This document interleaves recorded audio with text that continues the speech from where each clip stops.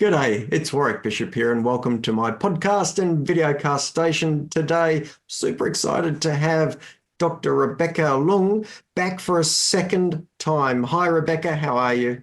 Very good, thank you. Thanks for having me, Warwick.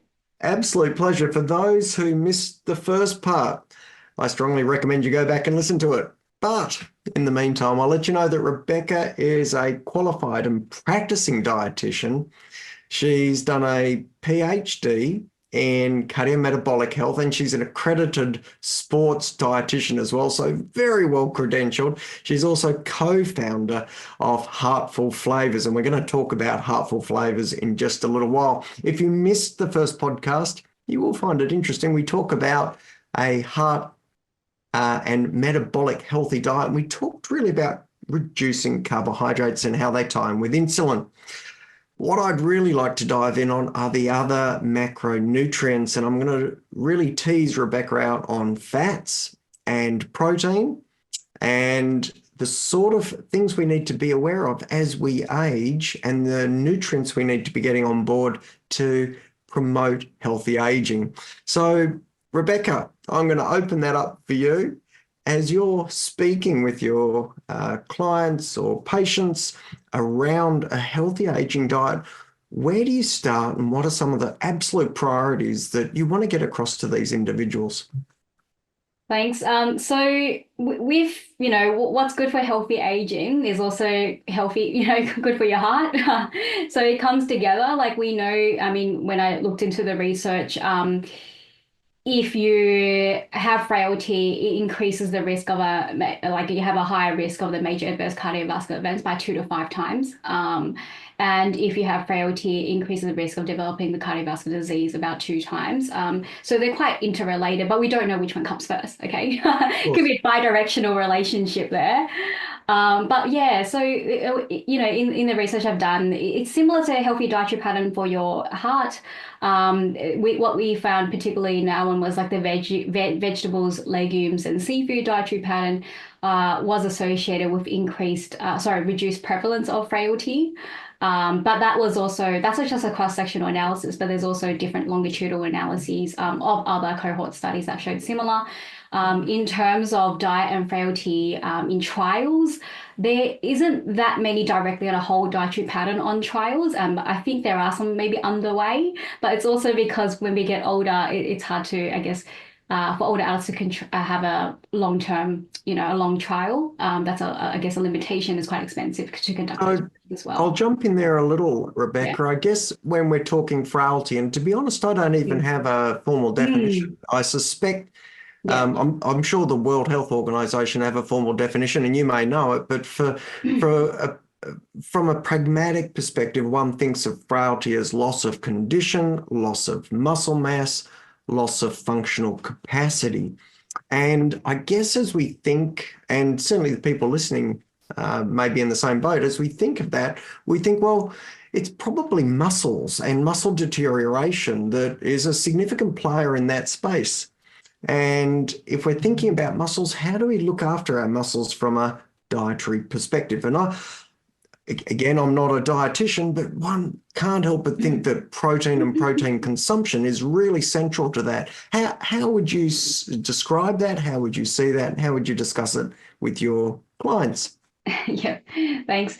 So I guess firstly to find out what frailty is, there's different criterias, but basically it is like a deficits of physiological, physical, and mental function, and there's different criteria, which is exactly similar to what you said. Like one of the 3 criteria, there's 5 criteria in there, which is like weight loss, weakness, slowness. So like when you do a 6-meter walk test, how fast are you?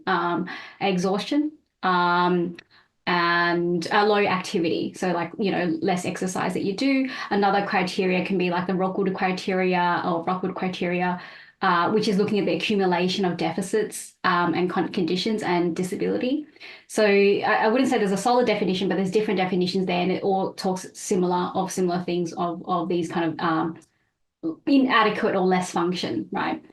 And how, in terms of, yes, muscle, so that comes into the grip strength when they do a grip strength test, like And I used to work in our outpatient hospital clinic, and that was called like the Strong program at Balmain, and they've opened another one at Concord, and that one's typically for diet and exercise, they're helping people prevent frailty, helping them get stronger. So they do strength training, and yeah, we provided protein supplements.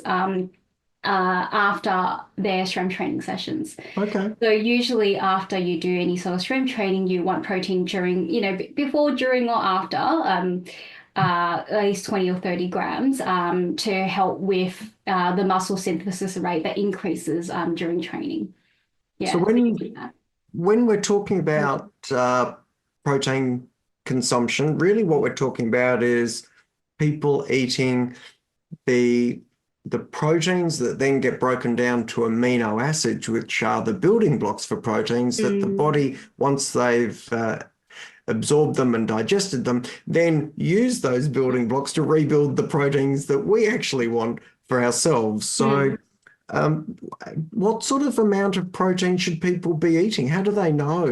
Is it a piece of fish a day? Is it a chicken breast? Is it a steak? What does it look like for a person to know that their portions, the amount of protein they're eating is appropriate? And look, while I'm asking this, it moves as well, doesn't it? Changes a little bit, because as people get older, my understanding is they probably need a little bit more protein. Is that correct? Yeah, so some of the research is showing older adults require high amounts of the protein. So even in the nutrient reference values, I'm pretty sure it's already higher right now. For older adults. And then what they're looking at is probably now with newer evidence, probably 1.2 to 1.6 grams of protein per kilogram body weight. Which is like, it's higher than maybe the previous, they maybe thought it was 0.9 grams per kilogram body weight. Okay. Yeah, so it is higher. And in terms of when you're asking the amounts, you can use, like sometimes we recommend people using apps. I'm not saying you have to track your food forever, but it's a good way to understand the portions and how much protein comes from that and different other nutrients that come from different foods, right? Yeah. So if you look at the kind of dietary guidelines, the protein meat alternatives group provides protein, but also the dairy food group generally. Obviously, there's still other amounts of protein, little amounts in like your grains as well. But meat alternatives food group, what does that include? So, for example, your chicken, your legumes, your fish, your nuts and seeds are in there as well. And then you also have the dairy alternatives food group that also provides protein. So eggs are in the meat alternatives food group. Like for example, a serve can be, for example, two serves of 2 eggs, which makes a serve of meat alternatives. But that would one egg is about 7 grams of protein. Yeah. How much in an egg? About 7 grams. 7 grams of protein. Yeah, from one egg. Yeah. Okay. Okay. So you could probably do 2 eggs there, and then that's what I'll say, maybe around 15 grams, and then you might have some sort of carbohydrate on the side and other things to make up to at least the 20 grams, right, at a meal. And then even dairy, like a serve of dairy, for example, like 200 grams of yogurt, which is about 3/4 of a cup. I always ask tell people to use their fist, okay? It's approximately 1 cup. Depending how big your fist is. So you always have that with you. You can always use it to estimate it. Yep. So 3/4 a cup, 200 grams yogurt is about 10 grams of protein. Okay. And a cup of milk is about 10 grams of protein as well. Okay. So it really helps. And actually, when we get older, so the meat alternative serves in the dietary guidelines is around similar, around 2.5 to 2 serves. But when we get older, the dairy is the one that actually increases. Also increasing the calcium intake, right? Because of the increased risk of osteoporosis. Yep. But also increases the protein. Yeah, okay. So from usually you want 2.5 serves of dairy or alternatives. And when you get older, it can increase to 4 serves for women and 3.5 serves for men. Okay. Well, that's important to know. And of course, dairy ties in with bone health as well. Excellent. So look, I'm going to throw this out there just so that those who are listening can get a what does this look like sort of picture in their mind. So if we go for, say, an older person trying to get the right amount of protein, let's say they are aiming for 1.5 grams per kilogram. If that individual was, say, a bit like me, about 60 years of age and about 60 kilos, I'm a little shade over 60 these days, but that would calculate to 1.5 times 60 is 90 grams of protein I need to get a day. Yep. And 90 grams of protein, my understanding is if you take cooked meat, whether it's chicken or steak, then 100 grams of that cooked meat yields about 30 grams of protein. And it's a little bit lower in the uncooked. That's approximately right? Yeah, like roughly 100 grams of any cooked kind of protein sources, like fish, chicken, and beef. I'm not saying I'm promoting red meat at all. No, no. I'm not. But that is, yeah, roughly about 30 grams of protein. Okay, so But yeah. that would mean that just so that 90 grams that I'm trying to obtain looks like 300 grams of that cooked fish, chicken, or meat, which is quite a lot. And I just want to flag that. I mean, obviously, you might have yogurt, you might have some milk, you might have other bits and pieces, but putting those completely aside, just that's quite a lot. And you'd need to spread that over the day because that's quite a lot for most people, I would have thought, to eat. For example, as an evening meal, a 300-gram piece of fish, chicken, or steak is fairly sizable, I would have thought. Yeah, and you definitely won't do that. No. As in, you're not going to have that all at once. And plus, as you said, it does come from the other sources, and that's why it's good if people do, if they really want to track it, they can track it in an app. There's a free app called the Easy Diet Diary app, and it's based on the Australian Food Database. So generally, just say that one again for us, Rebecca, in case someone's listening and they're trying to write it down. Say it nice and slow. Easy Diet Diary. Yeah. So that's Beautiful. one of the apps. And yeah, it uses the Australian Food Database. You can even scan, the barcodes and it'll show up the food product. So 90 grams. Actually, that's not too hard to meet. 90 grams quite easy. Okay. If you think about it, if you're eating good breakfast, like even having like the right serve of grains, like say a bit of cereal or oats in the morning, that's maybe around 5 grams or so of protein. Then you add in like a cup of milk because that's already 10 grams. You can add some nuts and seeds in there. That'll make around at least 20 to 25 grams, right? Yep. Okay. So that's, 20, 25 grams from that. And then you got your main, maybe your lunch and your dinners, where you don't necessarily have to hit the 30 grams straight away just from the protein source. It can be around 20 grams. Then you make it up with the other carbohydrate or grain component and other foods that will be a tiny bit. So you can at least get 25 again. So you're on 75 already, right? Yeah. And So then actually that's 50 with only 40 to get at the end of the day. So we're talking 200 grams of something, 150 grams of protein source, whether it's your fish or your chicken or beef. So yeah, that's far more attainable, isn't it?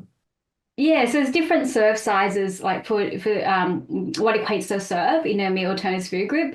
But yes, so like if I get 25 grams, what we talked about at breakfast, the cereal and milk and nuts and seeds, and then you got your lunch, which is some sort of protein, with maybe probably not the 100 grams. It could be depending on different serves. It can be 100 grams of fish or 80 grams of chicken or 65 grams of red meat. They'll probably give you at least 20 grams just from that. Okay. Yeah, okay. And then you add on a grain source, hit it to 25. You do the similar for dinner. That's 25. So we're at 75, right? Doing maths.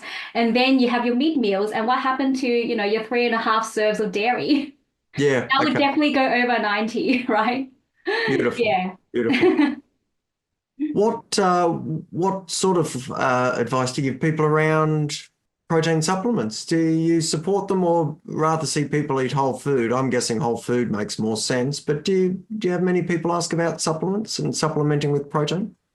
Yeah, I think it depends on the scenario and context and what the person aims to achieve and, the overall, what they're doing. But generally, I would always recommend whole foods because a supplement is if they take an isolate, they only got that one thing, you got protein. If you take a whole food, you have all these other vitamins and minerals with it. like for example, in the dairy, you'll have calcium as well. It's not just the protein. Of course. And that's what's been associated with reducing risk of chronic conditions, right? With protein supplements, if they somehow can't get enough, from their diet, they can use it. Or if they feel like it might be easier to drink instead of if they don't have a big appetite to eat a lot of food, right? Okay. So they can definitely do that, like if they want to, like after training, or they can just have it from whole foods as well. Okay, so the take home I really want people to get from this, and what I'm learning is as you age, you need to really pay attention to your protein intake, because I understand you lose some of your efficiency in absorption and then utilization of protein, so you may even need more as you age to keep frailty at bay, and that you can match and meet those needs through sensible mixed dietary foods through the course of the day. So you're not trying to knock back all your protein in one meal, you're stretching it over the course of the day. And dairy sounds like it works very well in there from what you say, Rebecca. Yes, I think it helps. It helps a lot.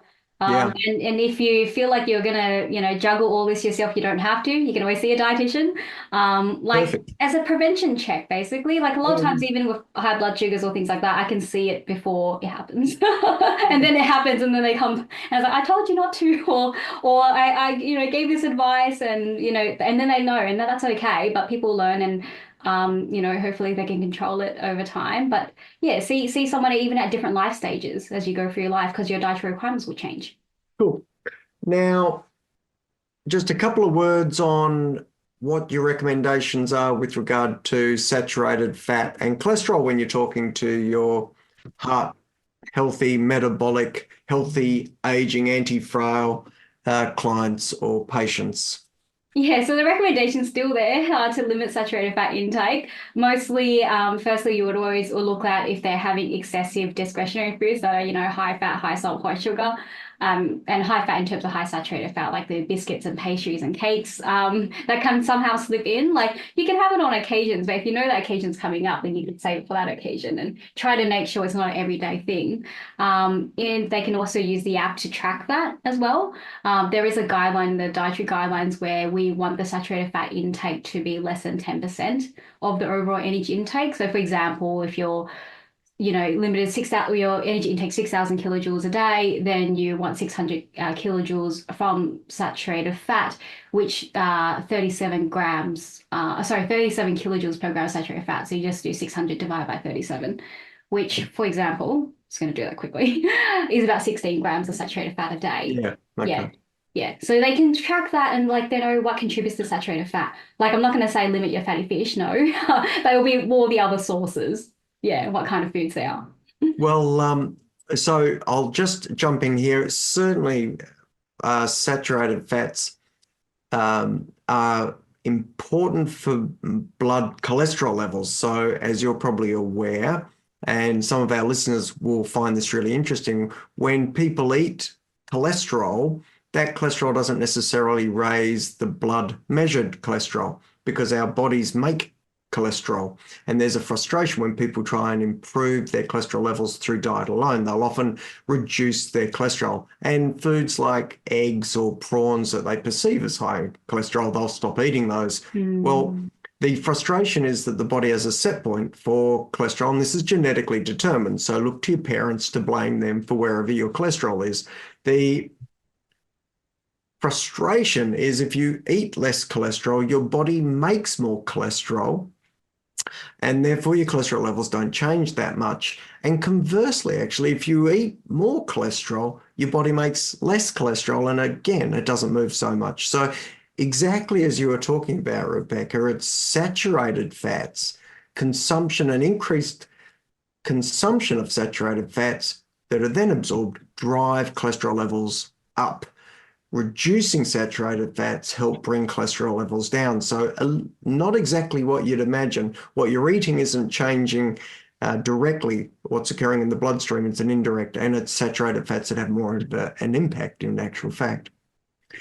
So I can see the home stretch, but before we get to the finish line, Rebecca, I'd really like you to tell me about Heartful Flavors.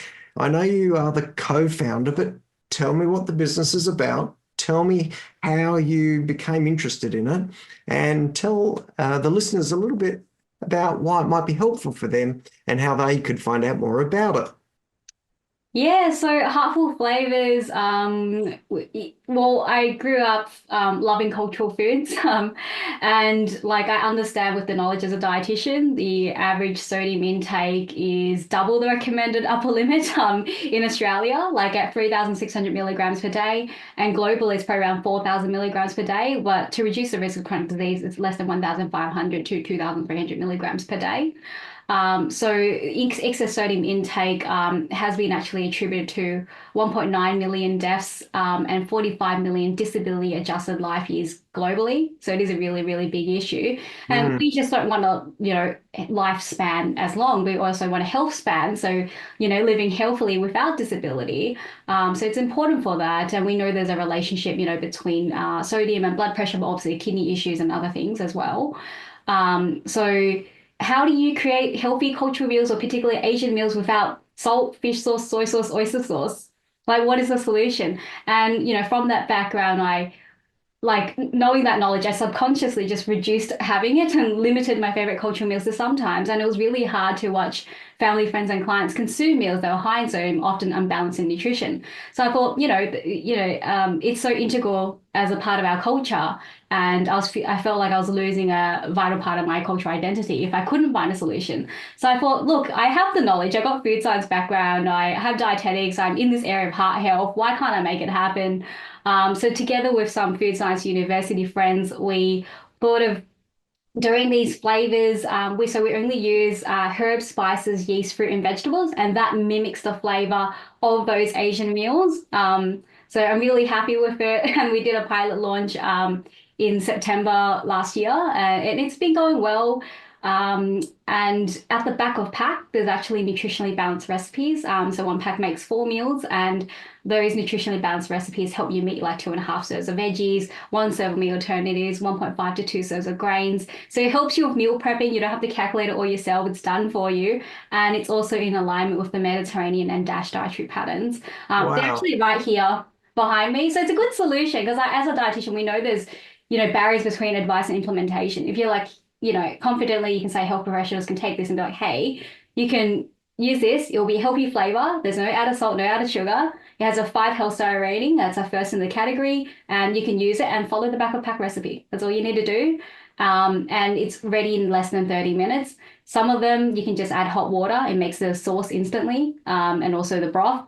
And you just need to add the protein veggies. That's it. Wow. To make it. Rebecca, what a great initiative. What a really wonderful reason and drive to do it, to hold on to your own cultural heritage and identity. I'm really actually very impressed by that. And in fact, I'm going to have to buy some myself. I haven't tried them yet, but where would I get them? And where would people listening get them from to have a go? Because what a great idea, getting rid of the salt and the sugar out of some of these beautiful flavors for this group of predominantly Asian meals that you're describing. Sounds just a tremendous initiative. So good on you. Well done for doing that. Yeah, thank you. Like it's hard because in the food products in the food industry, there's salt always added. So how do our taste buds learn to adapt to none of that if it's always there? It's really hard. It increases our salt taste threshold, but we want to reduce that so less amount of salt can taste the same. You can taste it with less amount of salt. So it's also teaching people about taste bud adaptation. You can find it on our website. So we do nationwide, actually international delivery as well, at www.heartfulflavors.com. So heartful as in heart and then FUL, heartfulflavors.com. We also are stocked in some stores in New South Wales and Victoria, and also in South Australia. But hopefully we'll get more stockers. So we've been going well, and we actually last week got announced that we received the winner award for the Dietitians Australia's President's Award for Innovation. So I'll go to the conference next week for that. Congratulations. That's absolutely fantastic. Look, I'm going to wrap it up. We've had a wonderful sharing around dietary aspects for heart health, longevity, frailty. It's been an absolute delight sharing with you. Thank you so much for joining me. Thanks, Warwick. I also thought that we can put a special code for your listeners for Heartful Flavors. So I'll let you know, and that you can probably put that in the notes. Okay, sounds fantastic. We would love to do that. For now, again, thank you so much for sharing. Those Heartful Flavors recipes just sound like the bee's knees. So anyone listening, go and give them a try. For those listening, thank you so much for tuning in, and I'm sure you learned as much as I did. I am going to wish you the very best. I hope you live as well as possible for as long as possible, and take care. Goodbye for now.